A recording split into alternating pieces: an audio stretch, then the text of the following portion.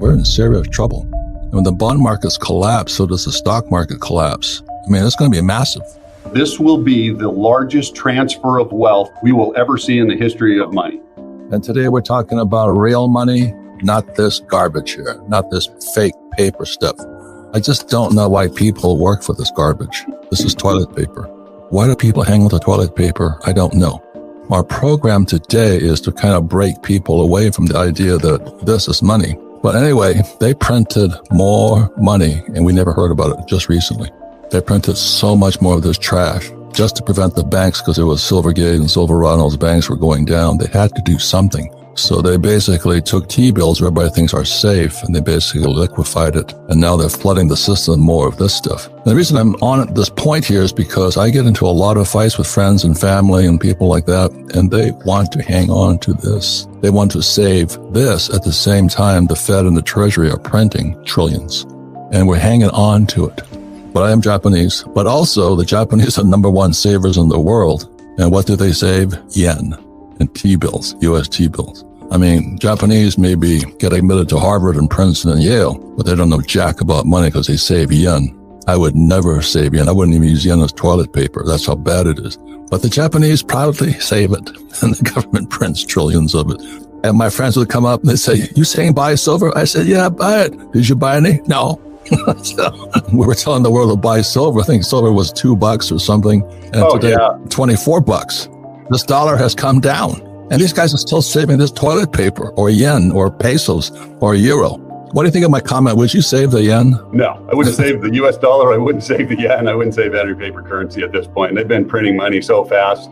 It seems to get worse and worse every year. And the dollar's going nowhere but down. No. And it's getting worse. I mean, just recently, within the last 6 months, when Silverado and Silvergate, where those banks were, when they tried to stop inflation by raising interest rates, the bond markets collapsed. And when the bond markets collapse, so does the stock market collapse. And we have a baby boom generation, my generation, we're in serious trouble. Serious trouble because they're saving paper, stocks, bonds, mutual funds, ETFs, things I wouldn't touch. You can do it if you like. I don't have to because I own the physical asset. I own the mines. I own businesses. I'm an entrepreneur. But so many people are being set up. Yeah, they are being set up. And really, Robert, I look for tipping points. And the tipping point, when they really started printing up a lot of money, goes all the way back to the year 2000, when Alan Greenspan, after the dot-com bubble, just started printing money like crazy. People don't understand, but we had $5.6 trillion worth of debt in 2000. On balance sheet debt. And now we're at 33 trillion. What happens to real money when that happens? If you go back to 2000, the gold market was trading at $275 an ounce. Silver was about $3.50 an ounce. We've added so much paper money, it's making the value of tangible assets worth much, much more. That's what people have to get wrapped around in their head. Every time they print more of this paper money, that becomes worth less and the tangible assets become worth more. And right now, the next hot new thing is that AI, artificial intelligence. I did a talk at my friend Ken McElroy's event. Somebody said, "What is AI?" I said, "A college degree." You don't learn anything about money. That was my poor dad, PhD. And I kept saying PhD is for poor, helpless, and desperate. And then you go see a financial planner who's only rewarded by selling you paper. A financial planner will not recommend gold or silver because they got no commission from it. Isn't that correct? They don't want to recommend that, which is really sad because if we go back to 2000, I always use this example, and some people agree with the time period, some people don't. But I like using long-term horizons. In 2000, if you would have invested $100,000 in the stock market, forgetting about dividends here for a second, today that'd be worth about $320,000. If you would have invested $80,000 in the stock market and $20,000 in the gold market, that's worth $385,000. You picked up $65,000 extra dollars in your bank account over that time period by investing just 20% in precious metals. Why? Because they print up more and more of the paper money, the fake money, and the tangible assets become worth more and more. Look, you've lived it. You started this a long time ago with your education about real estate and precious metals. Those are tangible assets that have appreciated in value. You would have done very well by owning those and gotten away from that paper dollar. Right. I'll just say I don't trust anything they can print. It's that simple. I own oil. I don't own, Standard Oil or Exxon. I own the oil in the ground. I don't want anything they can print, but that's me. But that's what Rich Dad stands for. We don't recommend going to college and getting a college degree, then your PhD, and then look for a job. Oh my God. Especially today, because, I don't been listening to records and what's happening with AI. Unemployment's about to go through the roof. Records is calling for tens of thousands of people to be laid off simply because the economy is sliding into a recession, possible depression. And all the manufacturing companies throughout Europe and all that, they don't have jobs. They don't have any work coming in. And China, China didn't save the economy. And people are still going to school, looking for a job, saving money, putting the money in a 401k full of 401ks and IRAs and all those other mutual funds and ETFs. Anything you can print, I don't want to trust, but that's me. I'm not recommending you do what I do, but that's why all these years I've been saying buy silver. And of course, has anybody bought silver? No, they hang on to that yen. Oh, yeah.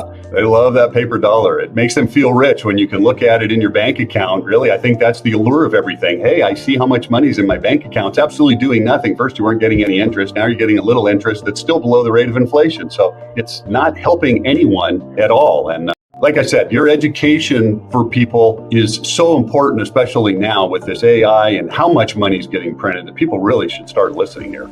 And how many people will lose their jobs in a few more years? I mean, it's going to be massive.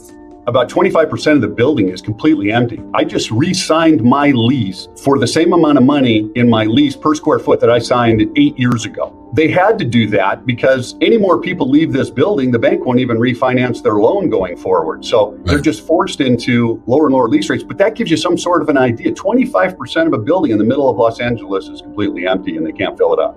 Well, they're all moving to Arizona. That's why.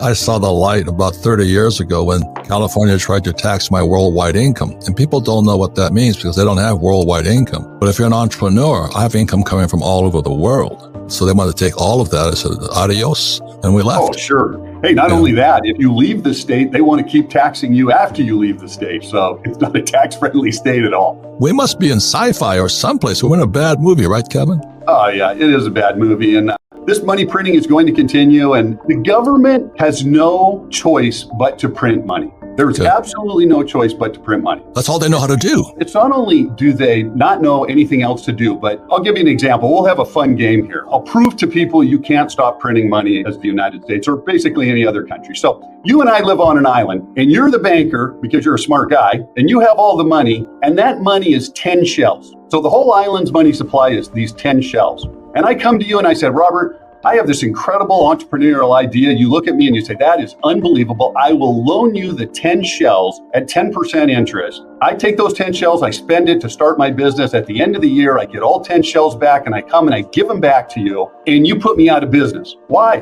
Because there isn't an 11th shell to pay you the interest. You, the banker, have to print it up out of thin air so that I have the interest to pay you. That is what the government does in banking. They have to print more money. So that piece of paper that you keep holding up is absolutely worthless. It's going to get more and more worthless over time because you can't stop printing money. Yes, right? But you should save money. Save money. Every dollar they print, that shell just became worth less and less and less. People don't understand. We're going to pay you 3% interest. Inflation's running at 6%. And you do the math. Let's say I'm getting 3% interest, let's say, and it's running at 6% inflation. What's wrong with the math? I'm happy I'm only going broke slowly. So that's the problem with people. I can't believe how effing stupid people are. I mean, I really mean that. We don't use those words here. CPI is consumer price, inflation, basically. Because, ladies and gentlemen, this is toilet paper. And it's becoming more and more toilet paper every single day. For full disclosure, I own gold mines and silver mines, and I own oil wells. I don't own any paper stocks. I just don't trust the government, or I don't trust Wall Street. And I definitely don't trust the Federal Reserve Bank.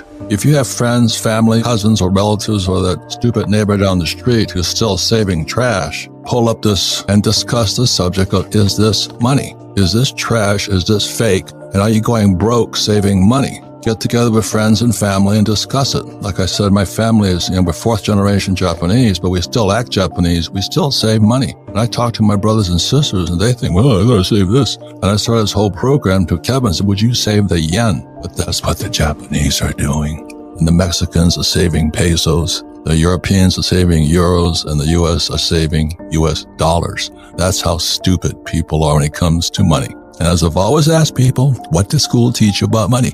Answer is nothing. And that was not a mistake. 1991, silver was about $3.75 an ounce, got down to $2.75 an ounce. That's when Warren Buffett purchased a bunch of, the silver. And then here we are at $25 an ounce. So had a pretty good run. And I still say to people, I talk to everybody about gold and silver because I don't save dollars. When I have extra money, I buy gold and silver and I keep it in a vault far away from my home. I had a friend who sat on stage with me. He says, yeah, I buy gold and silver and I keep it in my home. I said, why don't you just invite everybody over?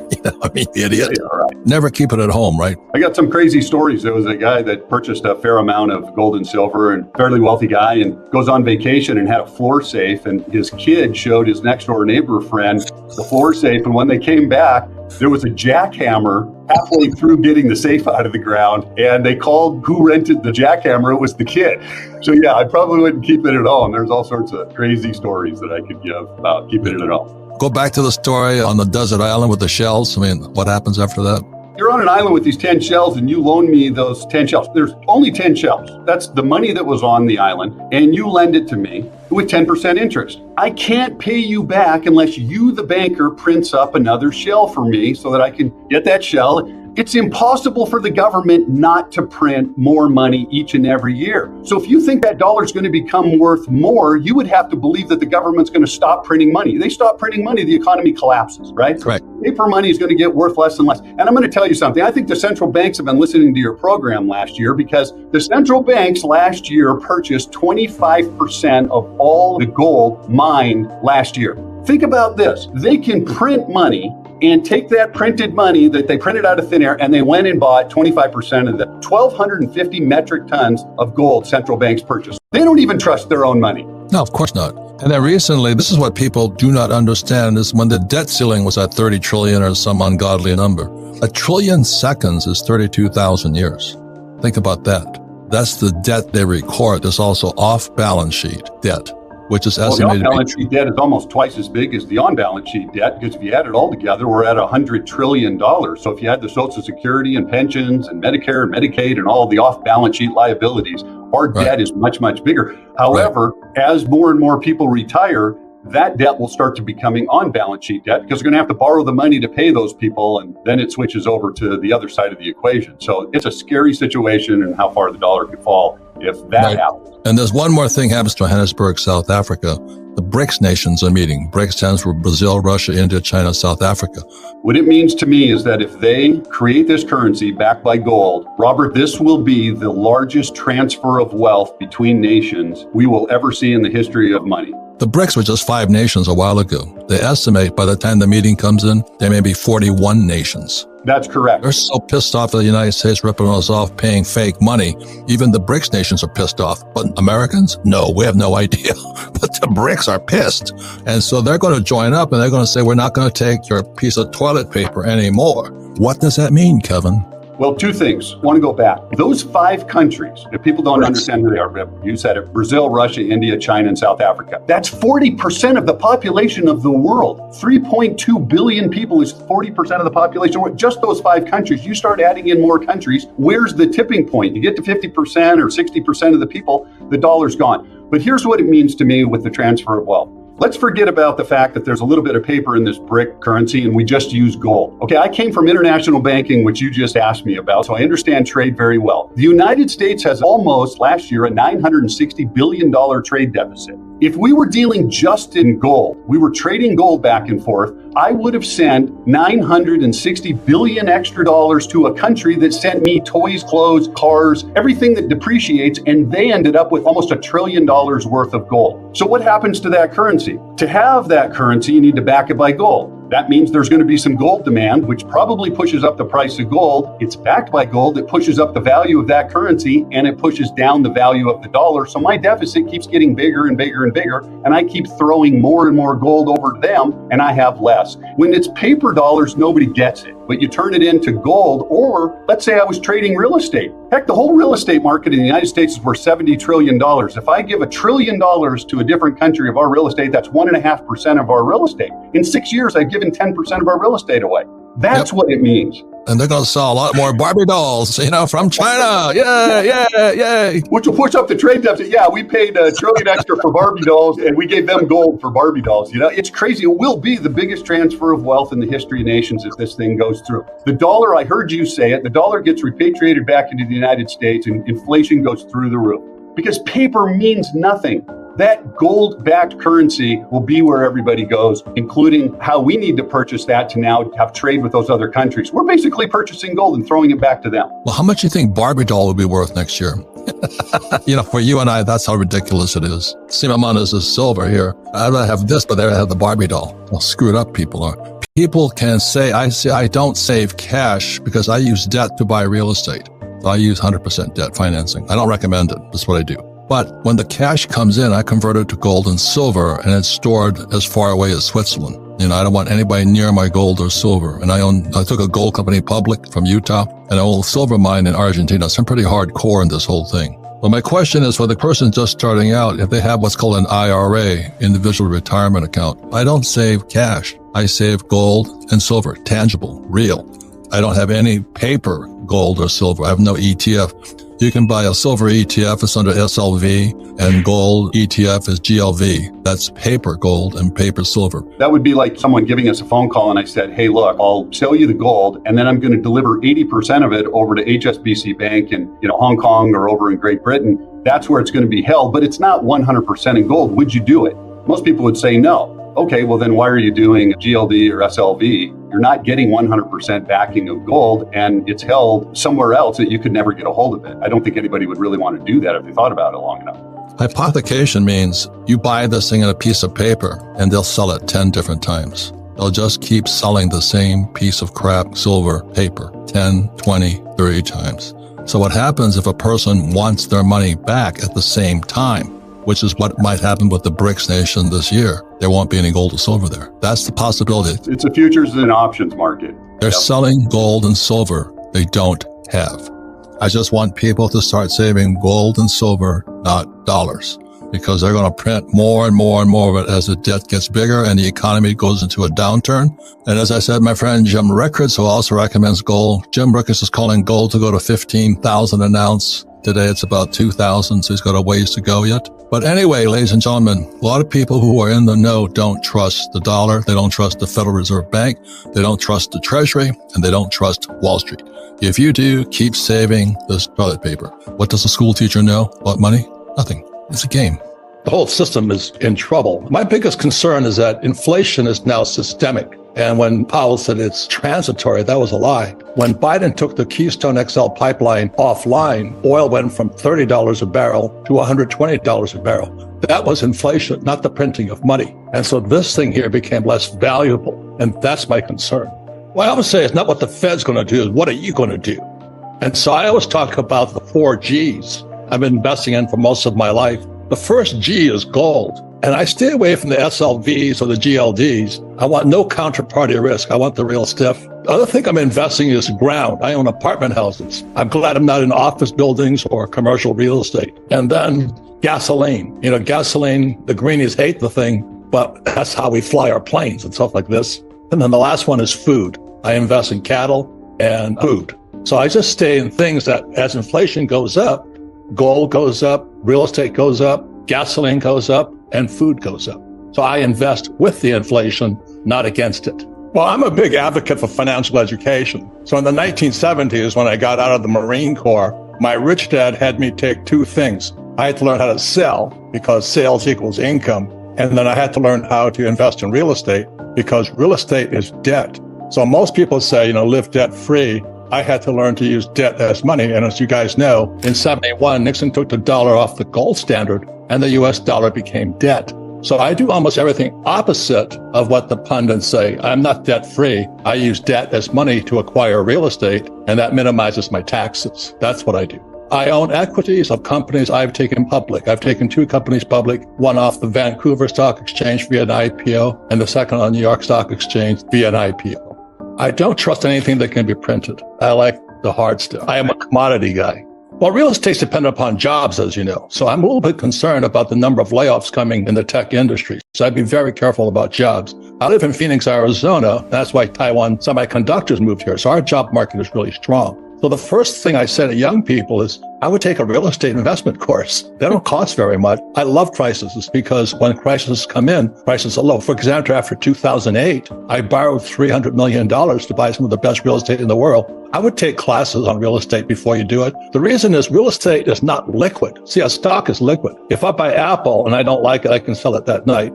I buy a house or something, I'm stuck with it for a while. So I highly recommend more illiquid the investment, the more you have to be competent and study. I get into fights on YouTube with some of these real estate guys who are promoting what I consider very risky investment strategies, especially in real estate. I'll say it again, real estate is illiquid. This is as liquid as it gets. Stocks are liquid, so you can get in and out. But the moment you go into real estate or you start a business, you're illiquid. And so the more illiquid the assets you're investing in, the smarter you've got to be.